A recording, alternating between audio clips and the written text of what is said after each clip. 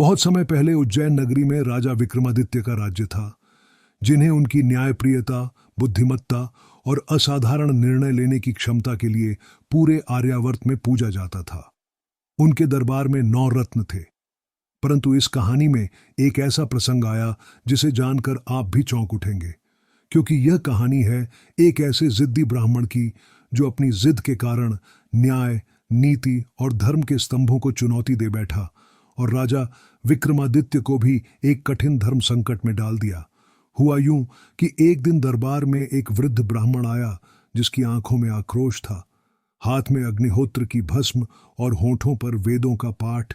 वह आकर बोला, राजन, मैंने जीवन भर यज्ञ, तप, व्रत, दान, संध्या वंदन सब किया, परंतु मेरे गांव के राजा ने मेरी पुश्तैनी भूमि हड़प ली और मुझे अपमानित कर राज्य से निकाल दिया। मैं अब न्याय चाहता हूं। विक्रमादित्य ने कहा, तुम्हें न्याय अवश्य मिलेगा, परंतु पहले हमें पूरे तथ्य जानने होंगे। ब्राह्मण ने कहा, मुझे तथ्य नहीं, केवल न्याय चाहिए, और वह आज और अभी। यह सुनकर दरबार में सन्नाटा छा गया, क्योंकि कोई भी ब्राह्मण कभी इस प्रकार क्रोध और अहंकार में बात नहीं करता था। राजा ने अपनी कोमलता से समझाने की चेष्टा की। हे विप्रवर, धर्म का मर्म यह है कि सत्य की पुष्टि के बिना निर्णय अधर्म हो सकता है। लेकिन ब्राह्मण ने कहा, यदि आप न्याय नहीं देंगे तो मैं स्वयं को श्राप दूंगा कि मेरा पुण्य नष्ट हो जाए और मेरा जीवन व्यर्थ जाए। यह सुन राजा गंभीर हो उठे। उन्होंने अपने गुप्तचरों को उस ब्राह्मण के गांव भेजा। पता चला कि वास्तव में भूमि विवाद है, लेकिन उसका मालिकाना हक स्पष्ट नहीं है, बल्कि वह भूमि एक मंदिर की सेवा के लिए दान की गई थी। पर ब्राह्मण ने अपने कुल पुरोहित होने का दावा करके उस पर कब्जा कर लिया था।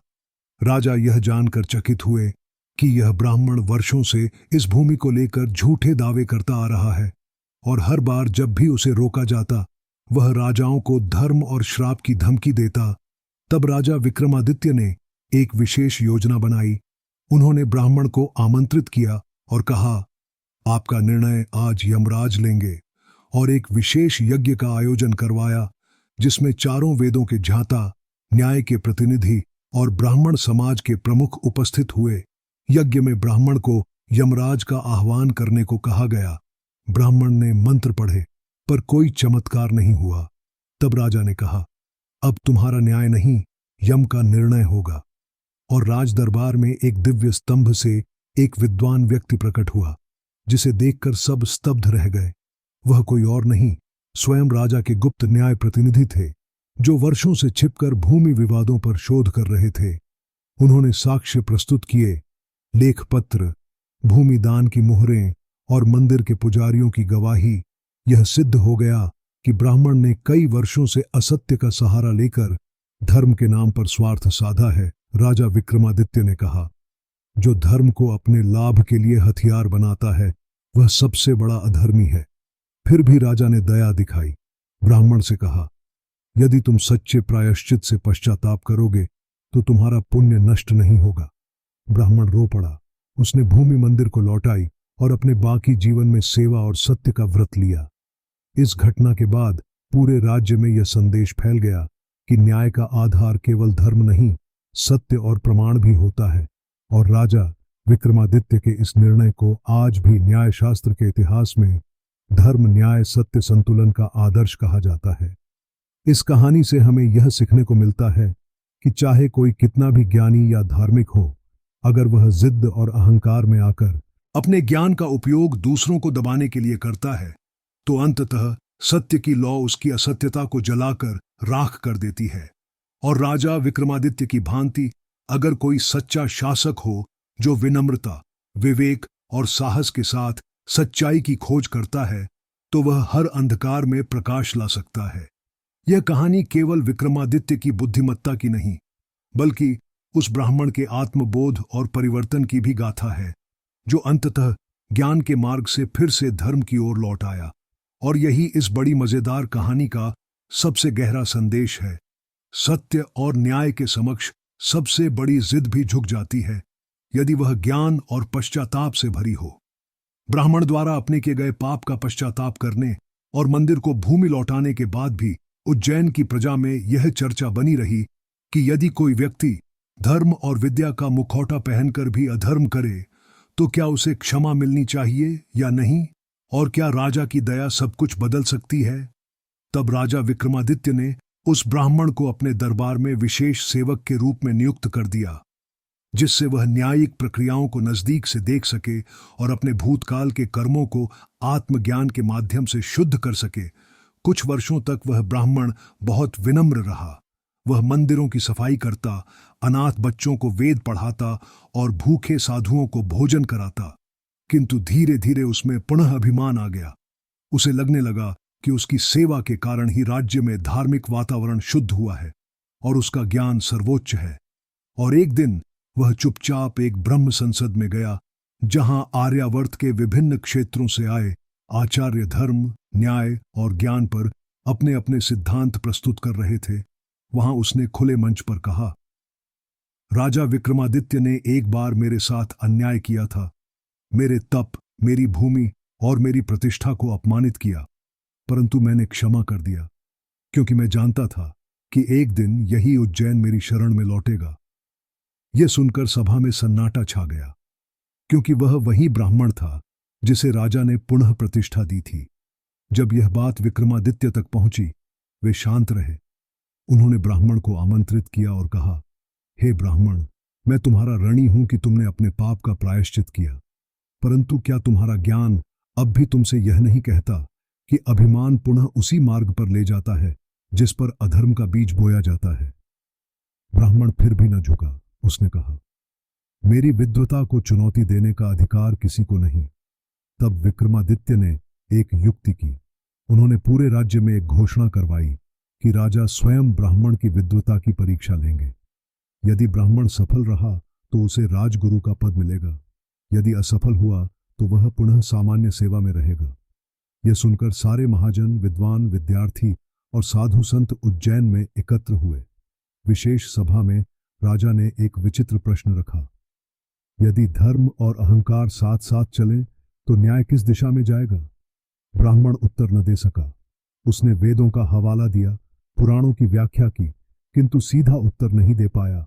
तब राजा बोले, यदि ज्ञान तुम्हारा हो परंतु वह लोकहित से विरुद्ध हो तो वह केवल व्यक्तिगत प्रदर्शन है। धर्म का सार परोपकार है।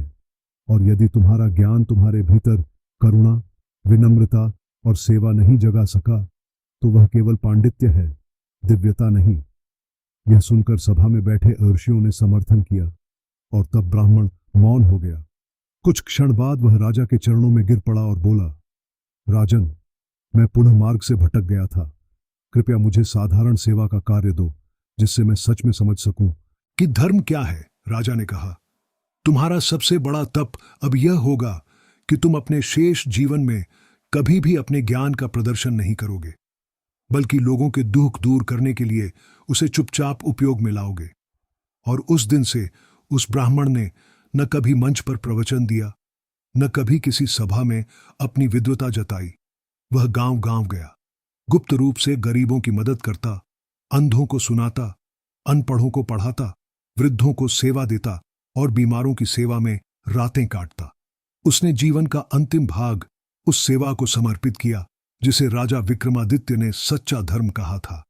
जब वह मृत्युशैया पर था तो उसने एक पत्र लिखवाया, जिस ज्ञान से अहंकार जन्म ले वह विनाश का बीज है, और जिस ज्ञान से सेवा, विनम्रता और परहित का भाव उठे वही मोक्ष का द्वार है।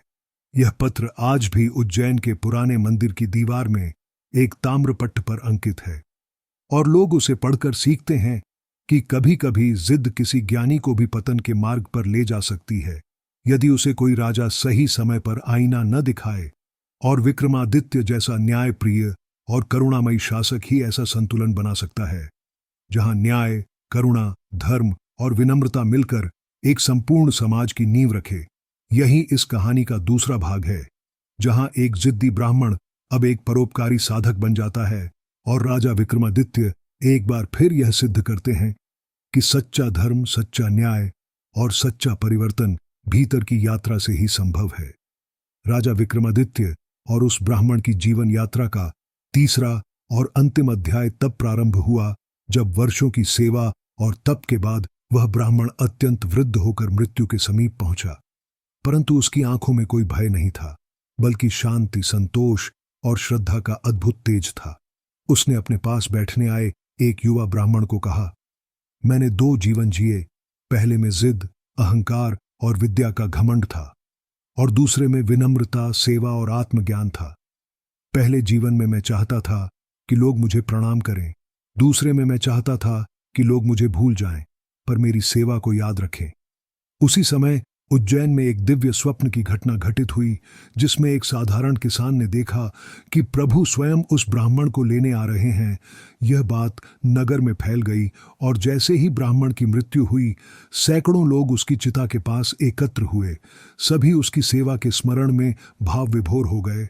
राजा विक्रमादित्य भी वहां पहुंचे, और उन्होंने स्वयं अपने हाथों से उस ब्राह्मण की चिता को अग्नि दी, और उनकी आंखों से अश्रुधारा बहने लगी।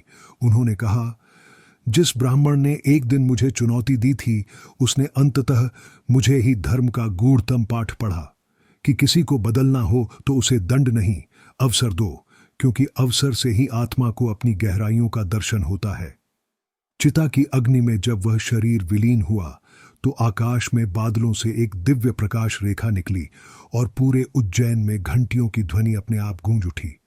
लोगों ने इसे प्रभु की स्वीकृति माना, और उसी रात राजा विक्रमादित्य को एक सपना आया, जिसमें वह ब्राह्मण एक तेजस्वी आर्षि के रूप में उन्हें दर्शन देकर कह रहा था, राजन, आपके धैर्य, क्षमा और सत्य के मार्ग ने मुझे नया जन्म दिया।